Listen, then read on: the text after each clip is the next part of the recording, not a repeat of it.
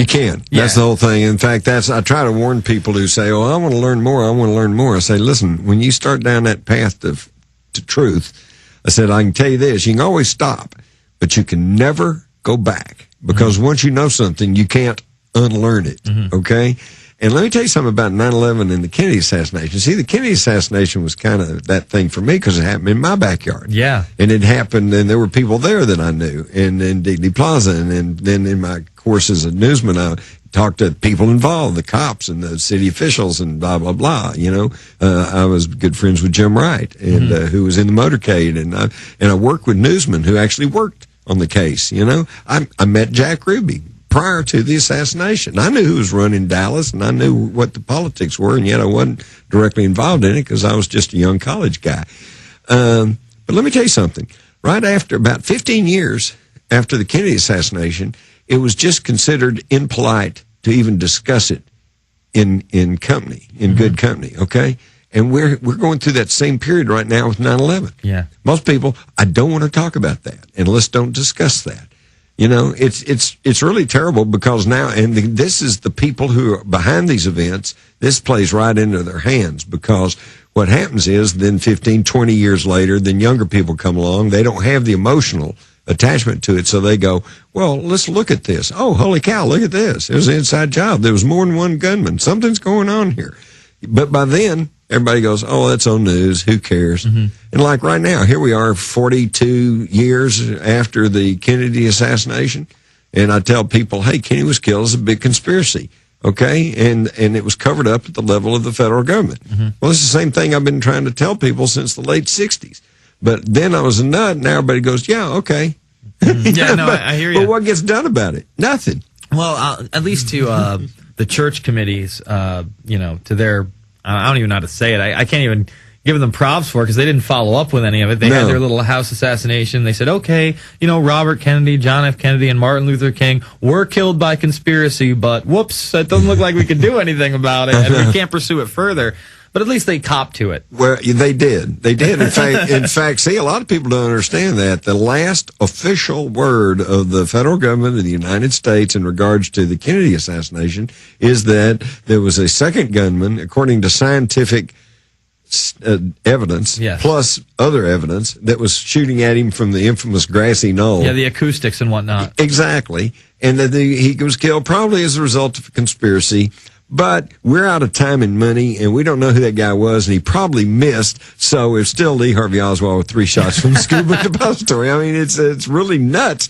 And then people, but the media, see, the media is what, that's my boogaboo because I come from the media. I worked in the establishment media, and they have totally dropped the ball.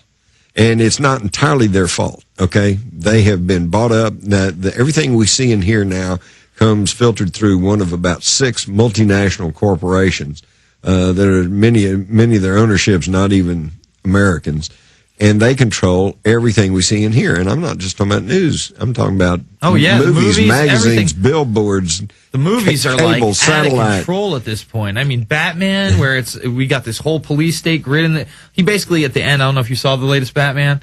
But he takes the cell phones and he triangulates them to get a full spectrum picture of the entire city and everybody else. And they even give the warning line. You know what I mean? Like Alfred's or the Morgan Freeman character's like, oh, nobody should have this much power except for the Dark Knight.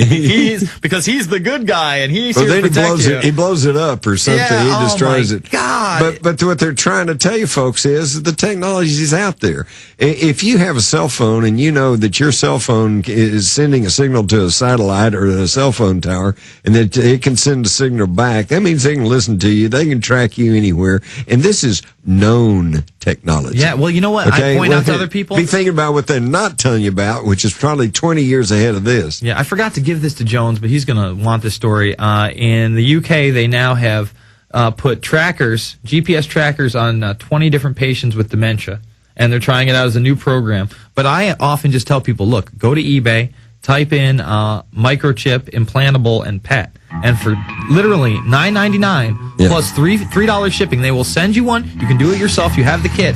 And then for an additional $6 a month, you can track yourself. And what's it going to take to add a small explosive charge so if they don't like where you're going, they flip a switch and your head blows off? Well, that's nanotech. They can do that now. They can do it. All right, we'll be back with the final segment with Jim Mars and your calls. The Info Warrior, PrisonPlanet.tv, Infowars.com. Folks, final segment with Jim Mars. We got like 5 callers on the line. We'll see if we can get through all 5 in this very short segment. All right, let's go to Jason in Pennsylvania. Jason, what's on your mind? Hello? Jason, are you there? Yes, sir. This is James. Okay, James. Yeah, Jim, I have a question for you. Since our founding fathers were Freemasons and such, and high-level Masons do these occult rituals and things, were our founding fathers into that type of thing? Probably not, and because you yourself said it's just some of the higher leaders, some of the inner core leadership that are closely tied to European Freemasonry. They may have some of the secrets, and they may be heading off into some of those occult areas. My father was a Mason, a Shriner, and I can guarantee you he didn't go to satanic, rituals. What about Benjamin Franklin? The case has been made that they exhumed that house out in England. They found all those bodies. He was a member of the Hellfire Club. Maybe him. Benjamin Franklin's another case. Again, he was over there in the Hellfire Club. Yeah, Hellfire Club. He was in Europe back and forth. Europe, and he was tied into those European. So maybe things. The case could be made for. There could be a handful, but as far as the Freemasonry in America, first off, it got really gutted during the mid-1800s after the anti-Mason party and all that. Yeah, exactly. And it took them a long time to build up. And after they built up, I think today the rank and file Masons are good, decent people. And you got one out there, there. There you go. All right. Hey, Jason, I got to jump because I got other callers. I thank you for the call. Let's go to Bob in Colorado. Bob, what's on your mind? Bob, we got you? Truman in California. Truman, are you there? I'm here. Can you hear me? Yes, sir. Fantastic. Thanks for taking my call. You got it. Big fan of the new show. Really appreciate everything. Thank you. Just 2 quick points.